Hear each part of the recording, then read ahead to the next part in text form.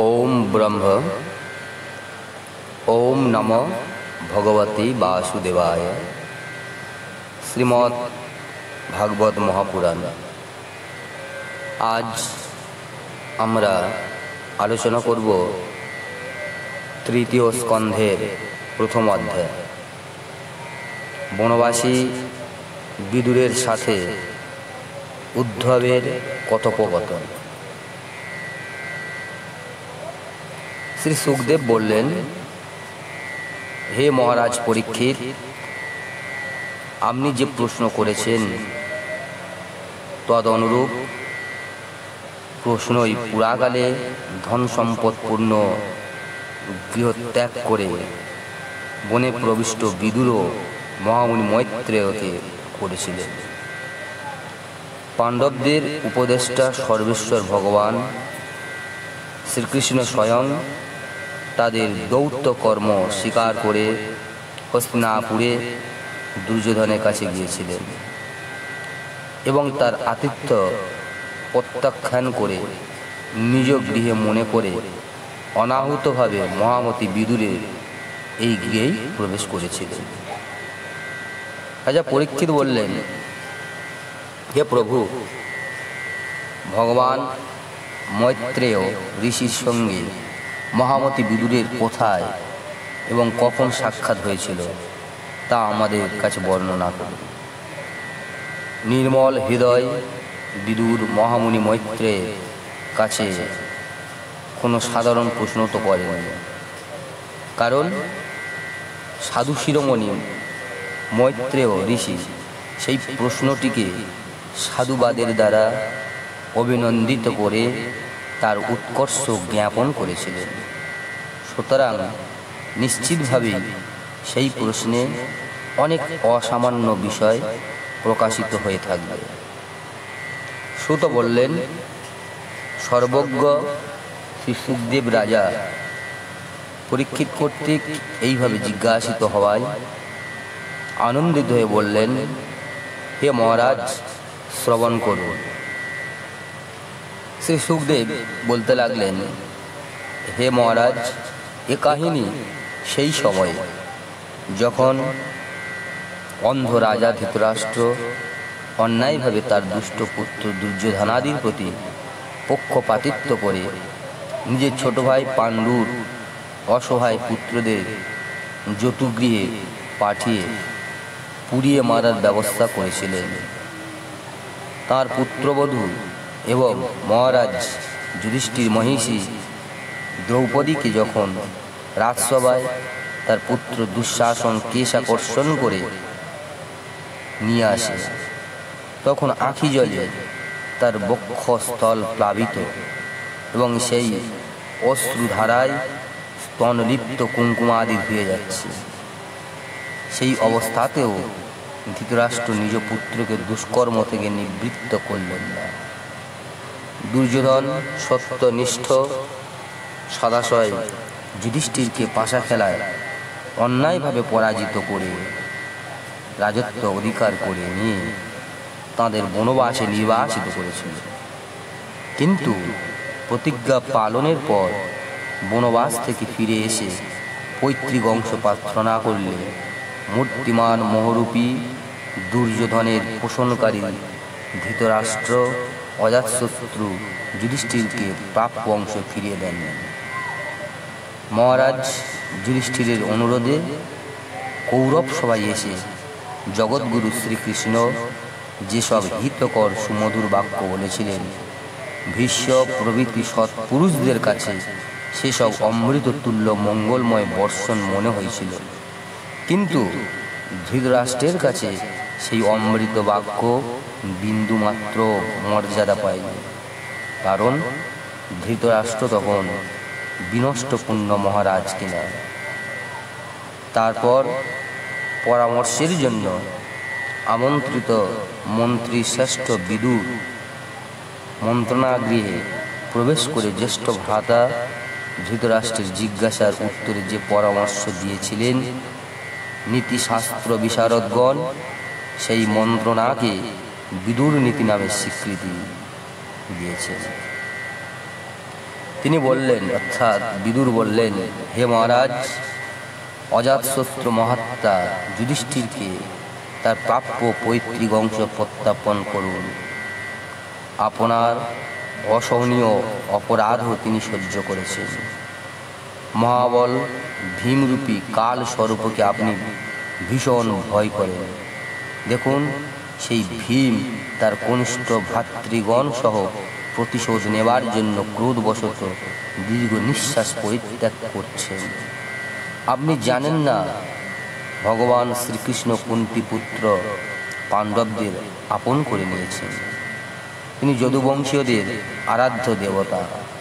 বর্তমানে তিনি নিজ রাজধানী দ্বারকাপুরীতে অবস্থান করছেন তথা মণ্ডলেশ্বর বিজয়ী ভূপতিদের পরাজিত করে তাদের আনুগত্য লাভ করেছেন এবং ব্রাহ্মণ ও দেবতাগণও তারই অনুবর্তী। পুত্র বুদ্ধিতে আপনি যাকে পরিপোষণ করছেন, যার তালে তাল মিলিয়ে আপনি দিন যাপন করছেন, সেই দুর্যোধনের রূপে তো মূর্তিমান অনর্থ আপনার ঘরে ঢুকে বসে আছে। সে তো সাক্ষাৎ শ্রীকৃষ্ণ বিদ্বেষী। এরই জন্য আপনি ভগবান শ্রীকৃষ্ণেরও পরাঙ্গমুখ হয়ে হতশ্রী হয়ে যাচ্ছেন। অতএব বংশের মঙ্গলের জন্য এই কুলাঙ্গার দুর্যোধনকে শীঘ্র পরিত্যাগ করুন।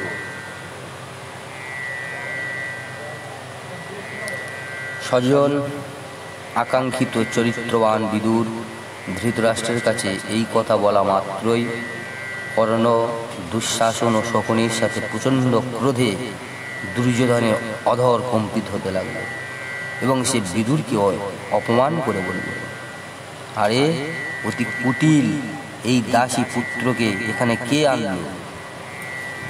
এ তো যার অন্যে প্রতিপালিত হচ্ছে তারই বৃদ্ধাচরণ করে শত্রুপক্ষের মঙ্গল চিন্তায় ব্যস্ত রয়েছে দেখছি।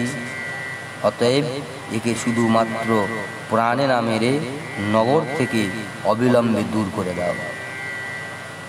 জ্যেষ্ঠ ভ্রাতা ধৃতরাষ্ট্রের সামনে কর্ণ কুহর প্রবিষ্ট বাণের মতো তীব্র যন্ত্রণাদায়ক এরূপ তিরস্কার বাক্য দ্বারা মর্মাহত হয়েও ঈশ্বরের বিশ্বমোহিনী মহামায়াকে প্রবল মনে করে, অর্থাৎ এই দুর্ব্যবহারকে ঈশ্বর ইচ্ছা মনে করে, মনের দুঃখকে সংযত করে নিজের ধনুকখানি সেই রাজপুরীর দরজায় ছেড়ে দিয়ে বিদুর স্বেচ্ছায় হস্তিনাপুর ছেড়ে চলে গেল। মহাপুণ্য ফলে কৌরবগণ বিদুরের মতো মহাত্মাকে তাদের বংশে লাভ করেছিলেন। তিনি হস্তিনাপুর ছেড়ে পৃথিবীতে যে সকল পুণ্যক্ষেত্রে তীর্থপদ অনন্তমূর্তি ভগবান অনন্ত রূপে অবস্থান করছেন, সেই সব পুণ্য স্থানে পূর্ণ অর্জনের ইচ্ছায় পরিভ্রমণ করতে লাগলেন। ভগবানের অনন্ত মূর্তি দ্বারা সমলঙ্কিত তীর্থসমূহ, নগর, পবিত্র বন, পর্বত, নিকুঞ্জ এবং পাপরূপ পঙ্কহীন সলিল যুক্ত নদী, সরোবর প্রভৃতি স্থানে তিনি একলা ভ্রমণ করতে লাগলেন। তিনি অবধূত বেশে তাপস জনচিত বলকল ও অজিন প্রভৃতি ধারণ করে স্বচ্ছন্দভাবে পৃথিবী পরিভ্রমণ করতে লাগলেন, যাতে তার আত্মীয় স্বজনেরা তাকে দেখলে চিনতে না পারে। দেহের মার্জনা আদি সংস্কার তিনি বর্জন করেছিলেন। পবিত্র ও অনায়াসলভ্য জীবিকা অবলম্বন করে সাধারণ ভোজন, প্রতি তীর্থে স্নান, ভূমি শয়ন এবং শ্রীহরির প্রীতিজনক ব্রত সকল পালন করতে লাগলেন। এইভাবে সমগ্র ভারতবর্ষ ভ্রমণ করতে করতে কালক্রমে যখন বিদুর প্রভাস তীর্থে গিয়ে পৌঁছলেন, ততদিনে ভগবান শ্রীকৃষ্ণের সহায়তায় মহারাজ যুধিষ্ঠির সমগ্র ভূমণ্ডলে একছত্র আধিপত্য স্থাপন করে পৃথিবী শাসন করছিলেন। সেখানে এসে তার কৌরব আত্মীয় স্বজনদের বিনাশের সংবাদ জানতে পারলেন। যেভাবে বাঁশবনে বাঁশের পরস্পর ঘর্ষণে আগুন জ্বলে ওঠে, সমগ্র বাঁশবনটাই ভস্মীভূত হয়ে যায়, সেইভাবেই আত্মীয় স্বজনগণ নিজেদের মধ্যে ঝগড়া বিবাদের ফলে নিজেরা বিনাশপ্রাপ্ত হয়েছে। এই খবর শুনে তিনি মৌন ভাব অবলম্বন করে শোক সন্তপ্ত হৃদয়ে সরস্বতী নদীর তীরে গমন করলেন। সেই সরস্বতী নদীর তীরে তিনি ত্রিত, উষণা, মনু, পৃথু, অগ্নি, অসিত, বায়ু, সুদাস, গুহ এবং শ্রাদ্ধ দেবের নামে প্রসিদ্ধ 11টি তীর্থে যথাবিধি স্নান দানাদি করলেন। এছাড়া ওই সরস্বতী তীরে দেবতা ও ব্রাহ্মণদের দ্বারা সংস্থাপিত এবং শিখরে সুদর্শন চক্রের চিহ্নযুক্ত ভগবান বিষ্ণু এবং অন্যান্য দেবতাগণের মন্দির ছিল, যার দর্শন মাত্রেই ভগবান শ্রীকৃষ্ণের স্মরণ হয়। সেই সকল দর্শন করলেন। তারপর সেখান থেকে ধন ধান্য সমৃদ্ধ সৌরাষ্ট্র, সৌবীর, মৎস্য এবং কুরুজাঙ্গাল আদি দেশ ভ্রমণ করে কালক্রমে যখন যমুনার তীরে এসে পৌঁছলেন, তখন সেখানে তিনি পরম ভাগবত উদ্ধবের সাক্ষাৎ লাভ করলেন। উদ্ধব ছিলেন বাসুদেবের একান্ত অনুচর, শান্ত স্বভাব। তিনি পূর্বে বৃহস্পতির নিকট শিষ্যত্ব গ্রহণ করে নীতিশাস্ত্র শিক্ষা করেছিলেন। বিদুর প্রীতি সহকারে গভীর আলিঙ্গন পূর্বক তাঁর কাছে শ্রীকৃষ্ণের আশ্রিত আত্মীয়গণের কুশল সংবাদ জিজ্ঞাসা করলেন। বিদুর বললেন, হে উদ্ধব, পুরাণ পুরুষ বলরাম ও শ্রীকৃষ্ণ স্বীয় নাভি কমল উদ্ভব ব্রহ্মার প্রার্থনায় এই পৃথিবীতে অবতীর্ণ হয়ে জগতের অশেষ কল্যাণ সাধন পূর্বক সকলকে আনন্দ দান করে এখন শ্রী বাসুদেবের গৃহে কুশলে আছেন তো?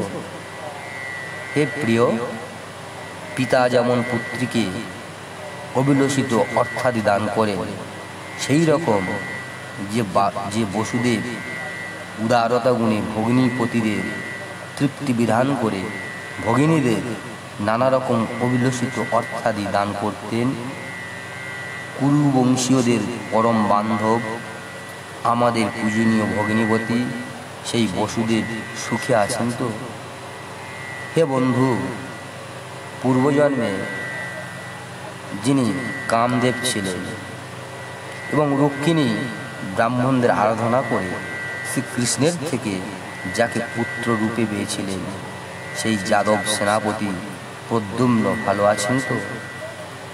হে উদ্ধব, যিনি নিজের রাজ সিংহাসন লাভের আশা সম্পূর্ণই পরিত্যাগ করে থাকলেও স্বয়ং কমললোচন শ্রীকৃষ্ণ যাকে স্বরাজ্যে অভিষিক্ত করেছেন, সাত্যত, বৃষ্ণি, ভোজ ও দর্শাহ বংশীয় যাদবগণের অধিপতি সেই মহারাজ উগ্রসেন সুখে আছেন তো? হে সৌম্য, নিজ পিতা শ্রীকৃষ্ণের সমতুল্য রথীদের অগ্রগণ্য শ্রীকৃষ্ণ তনয় শাম্ব, যিনি এই জন্মে ব্রতপরায়ণ জাম্ববতীর গর্ভে জন্ম লাভ করেছেন এবং যিনি জন্মান্তরে গুহ অর্থাৎ কার্তিকেয় রূপে ভগবতী পার্বতীর গর্ভে স্থান পেয়েছিলেন, তিনি ভালো আছেন তো? হে উদ্ভব, যিনি অর্জুনের কাছে ধনুর্বিদ্যার রহস্য শিক্ষা করেছেন এবং শ্রীকৃষ্ণের সেবা দ্বারাই অনায়াসে যোগীজন দুর্লভ ভাগবতী স্থিতিপ্রাপ্ত হয়েছেন, সেই সাত্যকী কুশলে আছেন তো? যিনি শ্রীকৃষ্ণ প্রেমে আত্মহারা হয়ে শ্রীকৃষ্ণের চরণ চিহ্নিত পথে ধুলোর ওপর লুণ্ঠিত হয়েছিলেন। সেই জ্ঞানী ভগবদাশ্রিত নিষ্পাপ ভক্ত সফলকতনয় অক্রূর মঙ্গলে আছেন তো?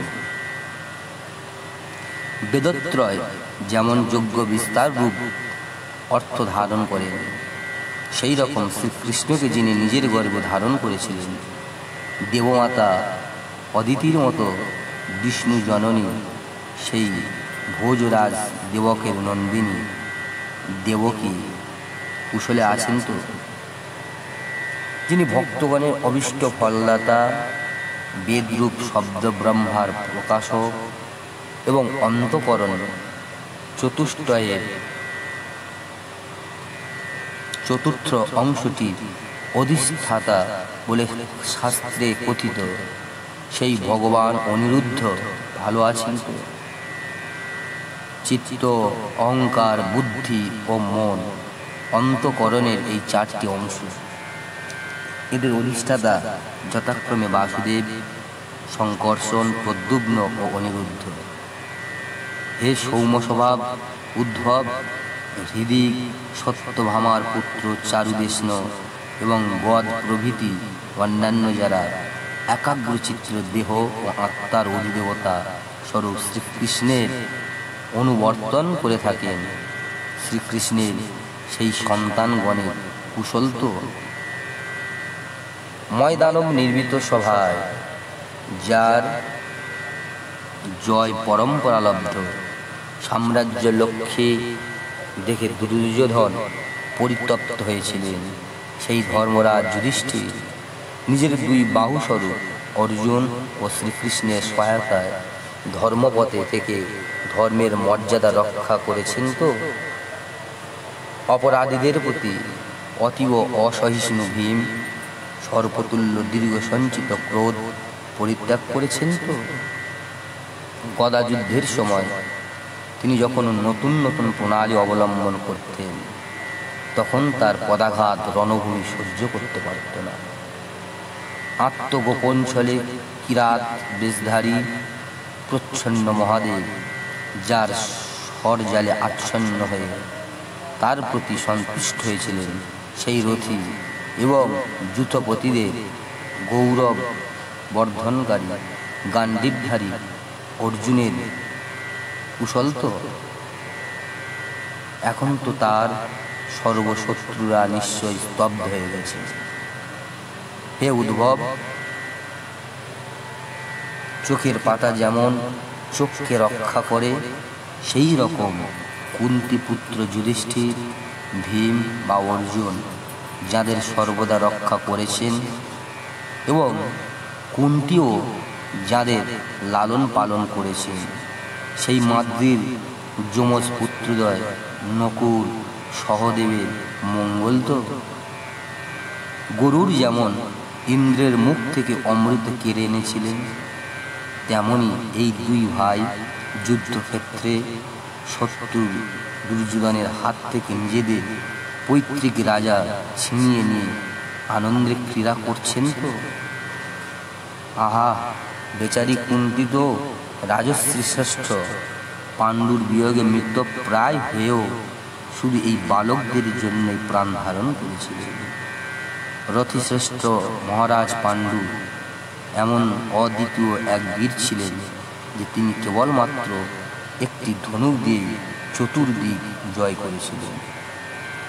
হে উদ্ভব, যিনি পাণ্ডু পুত্রদের অনিষ্ট আচরণ করে পরলোকগত কনিষ্ঠ ভ্রাতা পাণ্ডুর প্রতি শত্রুতা করেছেন এবং সর্বথা নিজ পুত্রদের মতানুবর্তী হয়ে তার হিতাকাঙ্ক্ষী আমাকে পর্যন্ত রাজ্যের বাইরে নির্বাসন দিয়েছেন, সেই অধপতিত জ্যেষ্ঠ ভ্রাতা ধৃতরাষ্ট্রের জন্য আমার বড়ই দুঃখ বোধ হয়। কিন্তু তবু হে উদ্ধব, তার জন্য আমার কোনো আশ্চর্য বোধ নেই। জগৎ বিধাতা শ্রীকৃষ্ণ মানুষের মতো মনুষ্যলীলা করে মানুষের চিত্ত বৃত্তিকে নানাভাবে বিক্ষিপ্ত করেন। তার অসীম কৃপায় আমি তার মহিমা বুঝতে পেরে অন্যের অলক্ষ্যে সানন্দে ভ্রমণ করে চলেছি। অপরাধ করা মাত্র তৎক্ষণাৎ ভগবান তার নির্গ্রহ করতে সমর্থ হলেও ধন, জন ও বিদ্যা, মদে প্রমত্ত এবং সৈন্যগর্বে বারবার পৃথিবীর নিপীড়নকারী রাজাদের একসঙ্গে বিনাশ এবং শরণাগতদের দুঃখ দূর করার জন্য তিনি দুর্যোধনাদি কৌরবগণের অপরাধ পুনঃ পুনঃ সহ্য করেছেন। হে উদ্ধব, ভগবান শ্রীকৃষ্ণ জন্ম ও কর্মরহিত, তবুও দুষ্টের দমনের জন্য এবং জীবগণকে তার প্রতি আকৃষ্ট করে শুভ কর্মে রুচি উৎপাদনের জন্যই তিনি জন্মগ্রহণ করেন এবং লীলাদি কর্ম করতে প্রবৃত্ত হন। না হলে ভগবানের কথা তো দূরে থাক, ত্রিগুণাতীত অবস্থায় স্থিত মুক্ত কোনো জীবই কর্মাধীন দেহ ধারণ করেন না। অতএব হে বন্ধু, অজন্মা হয়েও যিনি শরণাগত লোকপালবৃন্দ এবং অনুগত ভক্তজনের প্রয়োজন বা হিত সাধনের জন্য যদুকুলে জন্মগ্রহণ করেছেন, সেই পবিত্র কীর্তি শ্রীহরির লীলা বৃত্তান্ত এবারে বর্ণনা করো। ওম তৎসৎ, ওম তৎসৎ, ওম তৎসৎ।